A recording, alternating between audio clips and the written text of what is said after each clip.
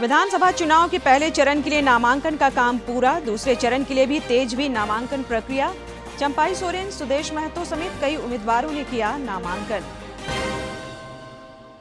इंडी गठबंधन में दिखने लगा दरार, विश्रामपुर के जवाब में राजद ने छतरपुर में भी दिया उम्मीदवार। धनबाद में माले और झामुमो भी आमने सामने। विधानसभा चुनाव को लेकर डीजीपी ने पुलिस पदाधिकारियों के साथ की बैठक, सीमावर्ती चेक पोस्टों पर नजर रखने के साथ सघन जांच का निर्देश। और चक्रवातीय तूफान दाना से ओडिशा और बंगाल के कई हिस्सों में जनजीवन प्रभावित। झारखंड में भी कोल्हान के साथ कई इलाकों में हो रही है रुक रुक कर बारिश।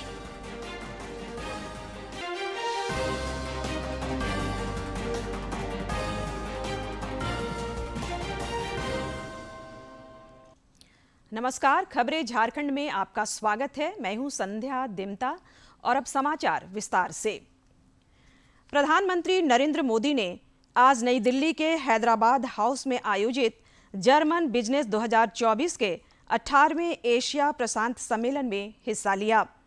इस दौरान उन्होंने कहा कि हमने अगले 25 वर्षों के लिए विकसित भारत के लिए एक रूपरेखा तैयार की है। 25 वर्षों में विकसित भारत का एक रोडमैप बनाया है। मुझे खुशी है कि ऐसे महत्वपूर्ण समय में जर्मन कैबिनेट ने focus on India document release किया है। विश्व की 2 सशक्त डेमोक्रेसीज, विश्व की 2 लीडिंग इकोनॉमीज साथ मिलकर कैसे फोर्स फॉर ग्लोबल होती है। फोकस ऑन इंडिया डॉक्यूमेंट में उसका ब्लूप्रिंट है। इसमें स्ट्रेटेजिक पार्टनरशिप को होलिस्टिक तरीके से आगे बढ़ाने की अप्रोच और कमिटमेंट साफ दिखता है। खासतौर पर भारत की पावर पर जर्मनी ने जो भरोसा जताया है वो अद्भुत है। पूर्व मुख्यमंत्री और भाजपा उम्मीदवार चंपाई सोरेन ने आज सरायकेला विधानसभा क्षेत्र से अपना नामांकन दाखिल किया। उन्होंने सरायकेला के अनुमंडल कार्यालय में निर्वाची पदाधिकारी के समक्ष नामजदगी का पर्चा भरा। इसके बाद पत्रकारों से बातचीत में उन्होंने कहा कि सिर्फ कोल्हान ही नहीं बल्कि पूरे झारखंड में भाजपा की लहर है। नामांकन का काम हुआ और सरायकेला विधानसभा क्षेत्र से और भारतीय जनता पार्टी का लहर है पूरा झारखंड प्रदेश में और पूरा 81 विधानसभा में भी भारतीय जनता पार्टी का ही विजय होगा। आजसू पार्टी सुप्रीमो सुदेश कुमार महतो ने सिल्ली विधानसभा सीट से आज अपना नामांकन दाखिल किया। श्री महतो के साथ भारतीय जनता पार्टी के चुनाव सह प्रभारी हेमंत बिस्वा शर्मा भी मौजूद थे। इससे पहले समाहरणालय तक पदयात्रा में वे शामिल हुए। बाद में पत्रकारों से बातचीत में उन्होंने जनता का आभार व्यक्त किया। आपके माध्यम से सिल्ली की जनता को का आभार और धन्यवाद देते हैं कि उनके क्षेत्र पे फिर से नॉमिनेशन करने का अवसर मिला है। उनका आशीर्वाद की अपेक्षा के साथ सभी को धन्यवाद। उधर धनबाद विधानसभा सीट से भाजपा प्रत्याशी राज सिन्हा ने भी अपना नामांकन दाखिल किया। उनके साथ धनबाद के पूर्व सांसद पशुपतिनाथ सिंह भी मौजूद थे। तीसरी बार भाजपा ने राज सिन्हा को यहां से अपना उम्मीदवार बनाया है। उन्होंने कहा कि इस क्षेत्र में विकास और जन कल्याण के जो कार्य शुरू हुए हैं उसे पूरा करना उनका संकल्प है।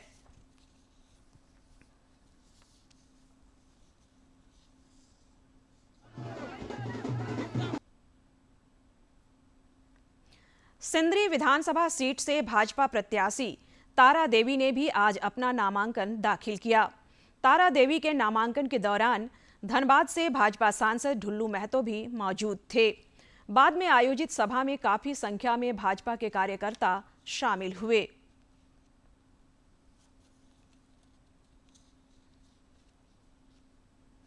भारतीय जनता पार्टी के विधानसभा चुनाव सहप्रभारी हेमंत बिस्वा शर्मा ने आज कांग्रेस पर एक बार फिर जमकर निशाना साधा।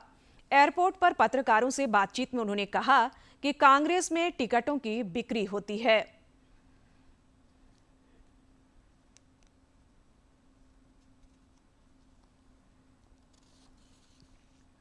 कांग्रेस का सिस्टम होता है, हम भी कांग्रेस में था, 20% टिकट वो लोग ऑन पेमेंट दे देते हैं और वही पैसा से वो चुनाव लड़ने का कोशिश करता है। तो ये एक माना जाता है कि 100 टिकट अगर कांग्रेस देते हैं तो 20 टिकट कांग्रेस सेल करता है। तो ये जनरल उनका नॉर्म्स है, लेकिन यहाँ में क्या हुआ है वो तो अंदर की जानकारी कोई मेरा नहीं है। मैं खाली मेरा अनुभव बता रहा हूँ आपको।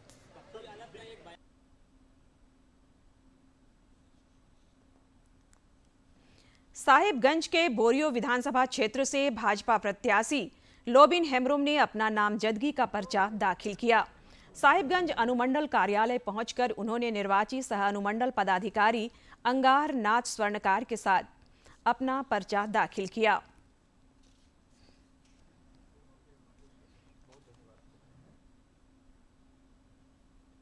बोकारो विधानसभा क्षेत्र से आज भाजपा उम्मीदवार विरंची नारायण ने अपना नामांकन का पर्चा दाखिल किया। इस दौरान प्रदेश अध्यक्ष बाबूलाल मरांडी भी मौजूद थे। झारखंड में विधानसभा चुनाव की सरगर्मी बढ़ी हुई है। आज भी कई प्रत्याशियों ने अपना नामांकन दाखिल किया। बोकारो विधानसभा से लगातार तीसरी बार भाजपा की ओर से विरंची नारायण ने अपना नामांकन दाखिल किया। इस दौरान भाजपा के प्रदेश अध्यक्ष बाबूलाल मरांडी एवं नेता प्रतिपक्ष अमर कुमार बावरी भी मौजूद थे। श्री नारायण ने पत्रकारों से बातचीत में कहा कि राज्य में बोकारो विधानसभा को नंबर 1 बनाने पर फोकस है। आने वाले समय में झारखंड में बोकारो को 1 नंबर का विधानसभा कैसे बनाऊं, ये हमारा प्रयत्न होगा और 29 तक विश्वास दिलाता हूं कि राजधानी रांची में जो सुविधाएं होंगी वो हमारे बोकारो में होंगी। इस दौरान पत्रकारों से बातचीत में भाजपा के प्रदेश अध्यक्ष बाबूलाल मरांडी ने कहा कि संथाल परगना में लगातार डेमोग्राफी बदल रही है, जिसका खामियाजा आदिवासियों को भुगतना पड़ रहा है। संथाल परगना की धरती को देखते हैं तो वहाँ पर जब 45% से 46% करीब आबादी थी, यानी 44% से अधिक आबादी थी, आज वहाँ मात्र 28% आदिवासी बचे हैं। तो 16% की गिरावट आई है। तो इसी को कहते कि ये जो डेमोग्राफी जिस प्रकार से बदला है और उसमें से सबसे अधिक ट्राइबल प्रभावित हो रहे हैं। विधानसभा चुनाव में अब कुछ ही समय बचा है। ऐसे में सभी दल नामांकन के बाद अब चुनाव प्रचार में भी जुटने लगे हैं। बोकारो से मनोज कुमार की रिपोर्ट। गोमिया विधानसभा सीट से झारखंड मुक्ति मोर्चा के योगेंद्र प्रसाद महतो ने अपना नामांकन दाखिल किया। उन्होंने तेनुघाट अनुमंडल पहुंचकर निर्वाची पदाधिकारी के समक्ष अपना नामांकन दाखिल किया। बाद में मीडिया से बातचीत में श्री महतो ने दावा किया कि इस बार राज्य में इंडी गठबंधन की सरकार बनेगी। जीत का आशीर्वाद देगी जनता। बरही से कांग्रेस उम्मीदवार अरुण साहू ने आज अपना नामांकन का पर्चा दाखिल किया। इस दौरान उनके कई समर्थक मौजूद थे। बाद में इन्होंने जनता से संवाद भी किया और पत्रकारों से बातचीत में अपनी जीत के दावे किए। कांग्रेस छोड़कर समाजवादी पार्टी में शामिल हुए उमा शंकर अकेला ने आज बरही विधानसभा क्षेत्र के लिए अपना नामांकन दाखिल किया। श्री अकेला ने निर्वाची पदाधिकारी जोहन टुड्डू के समक्ष अपना नामांकन दर्ज किया। नामांकन से पहले उन्होंने एक रोड शो भी किया, जिसमें श्री अकेला के समर्थक मौजूद थे। कांके सीट इंडी गठबंधन के तहत कांग्रेस के खाते में गई है। आज यहां से कांग्रेस प्रत्याशी सुरेश बैठा ने अपना नामांकन दाखिल किया। भारतीय जनता पार्टी ने आज एक बार फिर हेमंत सोरेन की सरकार पर जमकर हमला किया। भाजपा प्रवक्ता प्रदीप सिन्हा ने प्रेस कॉन्फ्रेंस कर कहा कि पिछले 5 वर्षों में राज्य सरकार ने एक भी चुनावी वादे पूरे नहीं किए। उन्होंने कहा कि राज्य की विधि व्यवस्था पूरी तरह ध्वस्त है और महिलाएं भी सुरक्षित नहीं हैं। उन्होंने कहा कि अगर भाजपा की सरकार बनती है तो पंच प्रण के सारे वायदे तुरंत पूरे किए जाएंगे। जिस तरह से आदिवासी युवतियों के साथ, दलित युवतियों के साथ बलात्कार की घटनाएं बढ़ी हैं, 7,000 से ज़्यादा अगर रेप के केसेस हों, एनसीआरबी के डेटा ये कह रहा है, भारतीय जनता पार्टी अपनी ओर से आरोप नहीं लगा रही है, तो निश्चित रूप से किसी भी सरकार के लिए चिंता का विषय होना चाहिए था। 5 लाख नौकरियों का सपना दिखाकर या फिर बेरोजगारी भत्ता के नाम पर उनको जिस तरह से दिवा स्वप्न दिखाएगा, एक उम्मीद जगाई गई 2019 के चुनाव में, सरकार अब उस विषय पे बात भी नहीं करना चाहती, न उस विषय पर उनका ध्यान जाता है। तो कहीं ना कहीं जो वादा खिलाफी हुई हो हमारे लिए काफ़ी चिंता का विषय है कि एक तो जो अभ्यर्थी होते हैं उनकी उम्र बढ़ती जाती है, उम्र निकलती जाती है, उसका खामियाजा उनको भुगतना पड़ता है। तो हमारी सरकार अगर इस राज्य में आती है, मतदाताओं का भरोसा हम जीत पाते हैं, तो पहली कैबिनेट में ही जो हमने पंच प्रण में अपनी घोषणा की है उसको हम पूरा करके दी। इधर झारखंड मुक्ति मोर्चा ने भी विधानसभा चुनाव में भाजपा पर लोकतंत्र को कमजोर करने का आरोप लगाया है। झामुमो के केंद्रीय महासचिव सुप्रियो भट्टाचार्य ने आज रांची में प्रेस वार्ता कर कहा कि बिना सबूत और तथ्य के कल ईडी ने साहेबगंज में पार्टी के उम्मीदवार के घर पर छापा मारा। उन्होंने कई अन्य मुद्दों पर भी भाजपा पर निशाना साधा।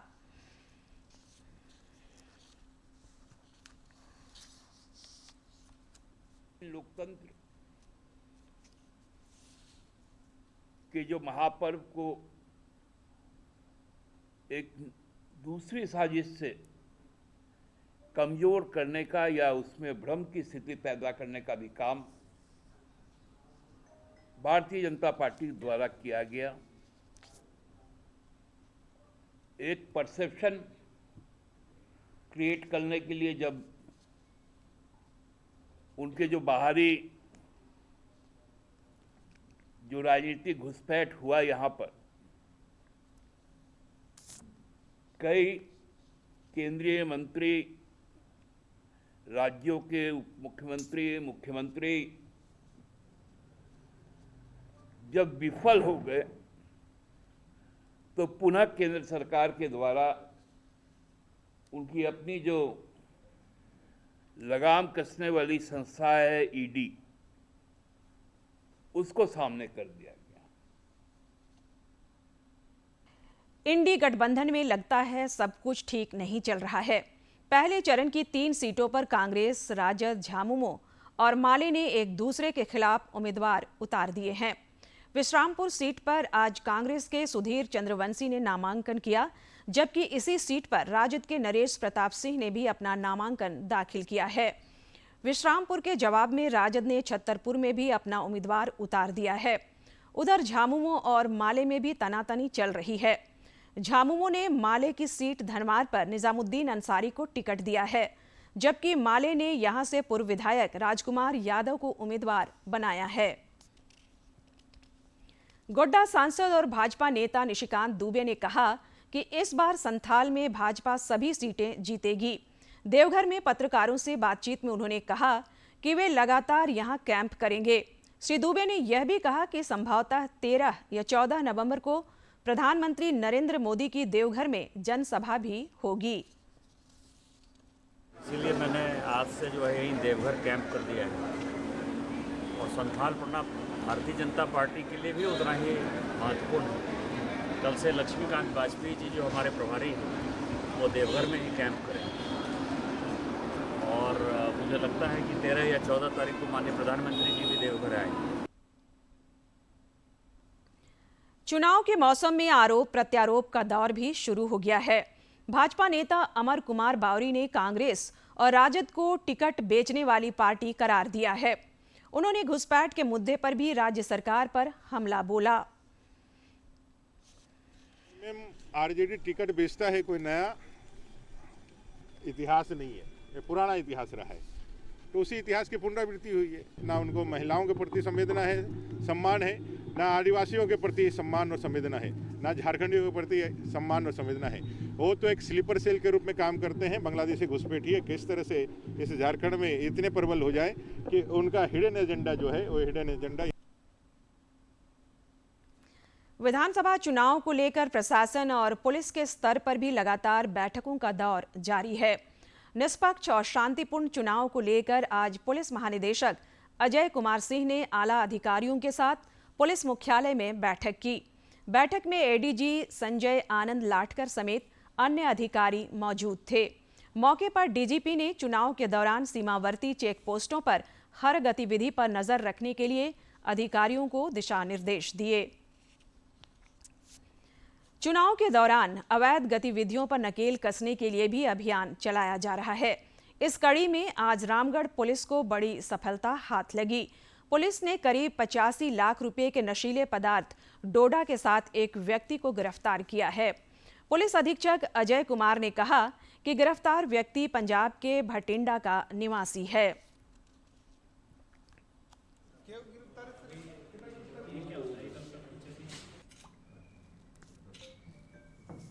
त्वरित कार्रवाई करते हुए जब ये लोग एनएच पे गए तो वहाँ पे गंडकी घाटी के पास में एक टेलर बहुत तेजी से भाग रहा था और उसको रुकने का इन्होंने इशारा किया, बट वो तेजी से भागता चला गया और आगे जाके वो टेलर एक्सीडेंट भी कर गया।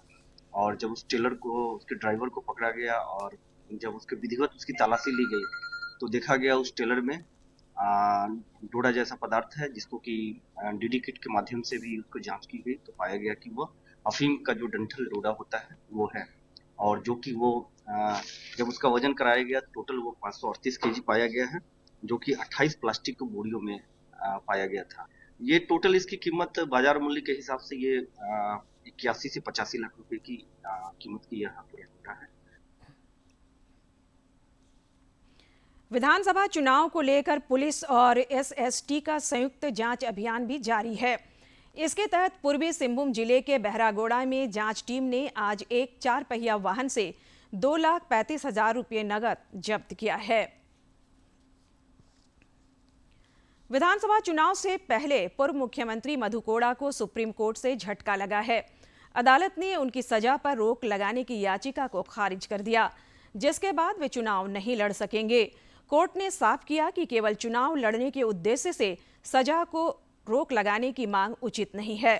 कोर्ट ने यह भी कहा कि मधु कोड़ा के खिलाफ निचली अदालत का फैसला स्थापित करता है कि वे दोषी हैं और इसलिए सजा पर रोक लगाने का कोई ठोस आधार नहीं है। मतदाताओं को जागरूक करने के लिए स्वीप के तहत सभी जिलों में मतदाता जागरूकता कार्यक्रम चलाया जा रहा है। इस कड़ी में दुमका विधानसभा क्षेत्र के कम मतदान प्रतिशत वाले बूथों के क्षेत्र में जागरूकता रैली निकालकर मतदाताओं को जागरूक किया गया। इस दौरान मतदान से जुड़े पहलुओं की जानकारी भी दी गई और उन्हें मतदान के लिए प्रेरित भी किया गया। बंगाल की खाड़ी में उठे भीषण चक्रवातीय तूफान दाना ओडिशा के तटवर्ती जिलों में पहुंच चुका है। इसके असर से तेज आंधी और बारिश हो रही है। इससे पहले आज अहले सुबह यह तूफान दाना ओडिशा के तट से टकराया। तेज हवाओं और बारिश के कारण कई जगहों पर पेड़ उखड़ गए हैं। दाना चक्रवात ओडिशा में भितरकनिका राष्ट्रीय उद्यान और धामरा के बीच कल मध्यरात्रि के बाद पहुंचा। इसके असर से कई बड़े पेड़ और बिजली के खंभे उखड़ गए और कच्चे मकान नष्ट हो गए। प्रभावित क्षेत्रों में धान की फसल को भी नुकसान पहुंचा है। सतर्क प्रशासन और तैयारियों के कारण कोई हताहत नहीं हुआ है। मौसम विभाग का कहना है कि चक्रवात अगले 4 घंटों में कमजोर होकर उत्तर ओडिशा के तट को पार कर जाएगा। इस बीच प्रभावित क्षेत्रों में आज शाम तक बिजली आपूर्ति बहाल हो जाने की संभावना है। ओडिशा के मुख्यमंत्री मोहन चरण मांझी ने सुबह भुवनेश्वर में चक्रवात के बाद की स्थिति की समीक्षा की और प्रभावित जिलों के जिलाधिकारियों से दाना में हुए नुकसान का जायजा लेकर रिपोर्ट सौंपने को कहा है।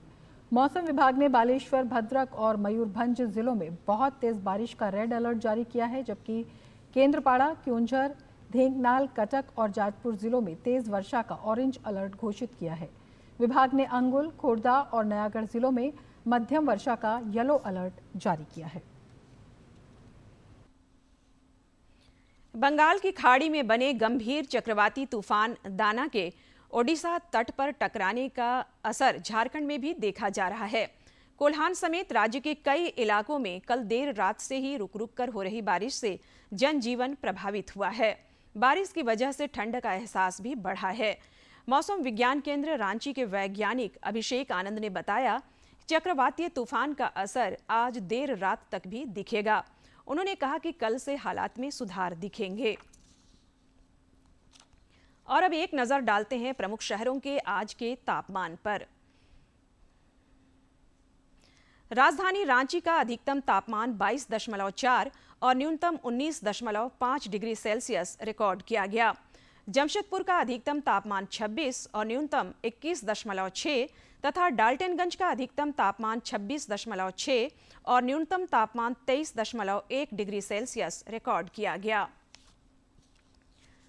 राज्यपाल संतोष कुमार गंगवार ने आज डीएवी पब्लिक स्कूल गुमला के विद्यार्थियों की रचनात्मक प्रतिभा को प्रोत्साहित करते हुए उन्हें प्रशस्ति पत्र प्रदान कर सम्मानित किया। इस दौरान राज्यपाल ने कहा कि वे अपने जीवन में उत्कृष्ट प्रदर्शन करें और एक जिम्मेदार नागरिक बने, जिससे समाज के साथ साथ राज्य और राष्ट्र भी उन पर गर्व कर सके। दरअसल इन विद्यार्थियों ने कारगिल विजय दिवस के मौके पर लद्दाख के उपराज्यपाल को पेंटिंग भेजी थी, जिसकी उपराज्यपाल ने सराहना करते हुए राजभवन रांची को एक पत्र भेजा था। और अब कुछ खबर राज्य के विभिन्न जिलों से।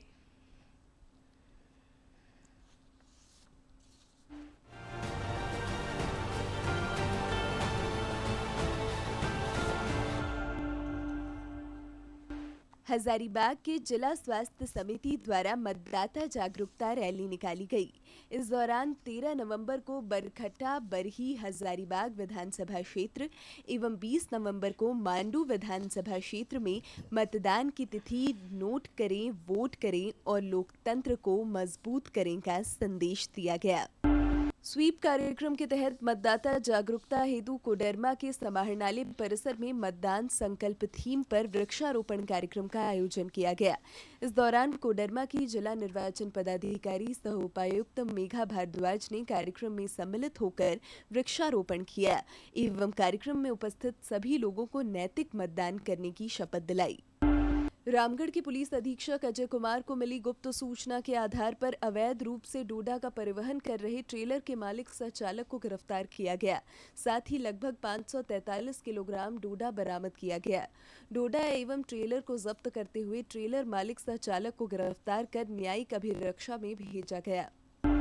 विधानसभा आम चुनाव 2024 में 100% मतदान सुनिश्चित करने के उद्देश्य से स्वीप कार्यक्रम के तहत देवघर जिले में सारठ विधानसभा अंतर्गत गोपीबांध मैदान में फुटबॉल प्रतियोगिता का आयोजन किया गया, जिसमें युवा मतदाताओं ने बढ़ चढ़कर हिस्सा लिया। गोड्डा जिले के बलबड्डा थाना क्षेत्र के ग्राम बेहरा के समीप एंटी क्राइम चेकिंग के दौरान एक ऑटो में 26 बोतल अंग्रेजी शराब बरामद की गई। लातेहार के जिला निर्वाचन पदाधिकारी सह उपायुक्त ने स्वीप कोर कमेटी की बैठक में विधानसभा आम निर्वाचन 2024 में 100% मतदान कराने को लेकर वृहद स्तर पर प्रचार प्रसार करने पर चर्चा की। इस दौरान स्वीप के तहत विभिन्न गतिविधियों का आयोजन कर मतदाताओं को जागरूक करने का निर्देश दिया गया। विधानसभा निर्वाचन 2024 को लेकर खूंटी के लोयला इंटर कॉलेज एवं बिरसा कॉलेज में द्वितीय मतदान कर्मियों को प्रशिक्षण दिया गया। प्रशिक्षण के दौरान ILMS के माध्यम से मतदान कर्मियों का ऑनलाइन टेस्ट भी लिया गया।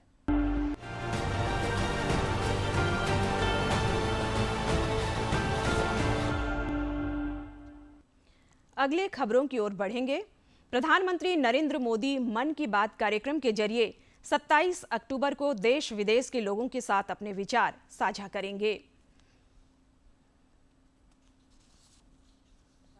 मन की बात कार्यक्रम में देश विदेश के लोगों के साथ अपने विचार साझा करेंगे। ये मासिक रेडियो कार्यक्रम की 115वीं कड़ी होगी।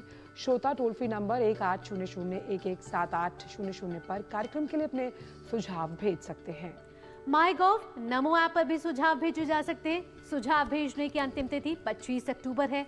कार्यक्रम का प्रसारण आकाशवाणी और दूरदर्शन के समूचे नेटवर्क पर होगा।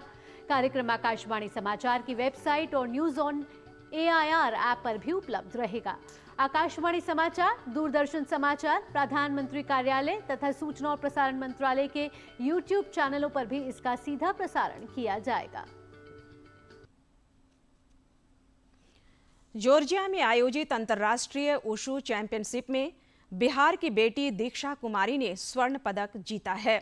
इस उपलब्धि के लिए केंद्रीय मंत्री अन्नपूर्णा देवी ने उन्हें बधाई एवं शुभकामनाएं दी है। और अब जानते हैं आज के इतिहास के बारे में। 25 अक्टूबर साल 1988 से विश्व पोलियो दिवस मनाने की शुरुआत हुई।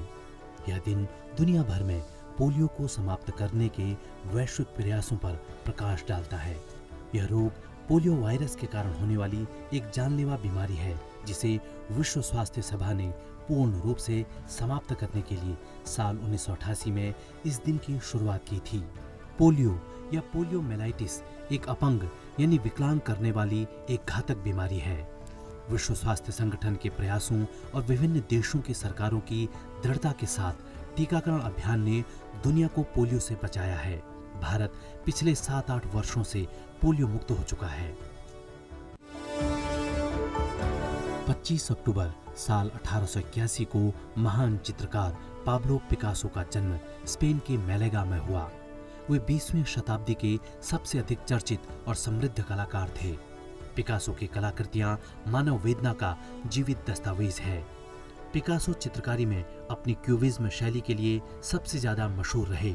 अपने लंबे जीवन के दौरान असाधारण रूप से पिकासो ने अपनी क्रांतिकारी कलात्मक उपलब्धियों से अपार प्रसिद्धि हासिल की। आधुनिक चित्रकारों को अगर किसी ने सबसे ज्यादा प्रभावित किया है तो उनमें पाब्लो पिकासो का नाम अग्रणी है। अंत में मुख्य समाचार एक बार फिर।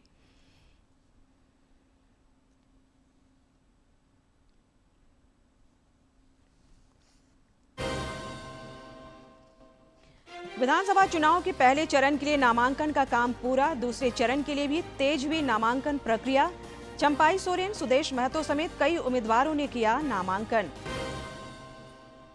इंडी गठबंधन में दिखने लगा दरार। विश्रामपुर के जवाब में राजद ने छतरपुर में भी दिया उम्मीदवार। धनवार में माले और झामुमो भी आमने सामने।